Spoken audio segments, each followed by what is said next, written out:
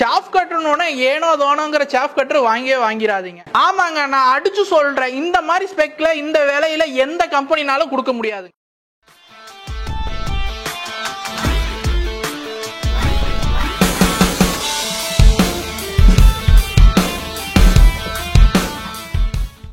மழை காலம் வந்துட்டாலே ஒவ்வொருத்தருக்கும் ஒவ்வொரு பிரச்சனை. ஆனா ஆடு மாடு வச்சிருக்கிறதுக்கு ஒரே பிரச்சனை, அது இந்த தீவன பிரச்சனை தான். அதுக்கு தீர்வு சாஃப் கட்டர் தாங்க. சாஃப் கட்டணும்னா ஏனோ தோணுங்கிற சாஃப் கட்டர் வாங்கிடாதீங்க.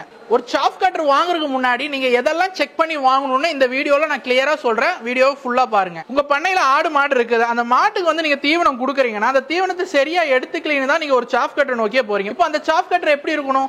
இப்போ நம்ம 1-2 தண்டு கொடுக்கறது வெட்டுறது சாஃப் கட்டர் எல்லாம் இல்லைங்க. நம்ம தண்டு வந்து ஒரு ஒட்டுக்கா ஒரு மொத்தமா ஒரு கத்தே கொடுத்தா கூட அந்த சாஃப் கட்டர் அழகா பவர்ஃபுல்லா வெட்டணும். அந்த தண்டுகள் வந்து நம்ம கொடுத்தோம்னா அது நம்ம போட்டு துணிச்சிட்டு இருக்கணும்னு இருக்கக்கூடாதுங்க. அதுவே அல்வா மாதிரி சும்மா ஆட்டோமேட்டிக்கா இழுத்துரும். அந்த இழுக்கிற தண்டை இது அழகா ஃப்ரெஷ்ஷா வந்து அதே ஈவனான சைஸ்ல வெட்டி தருங்க.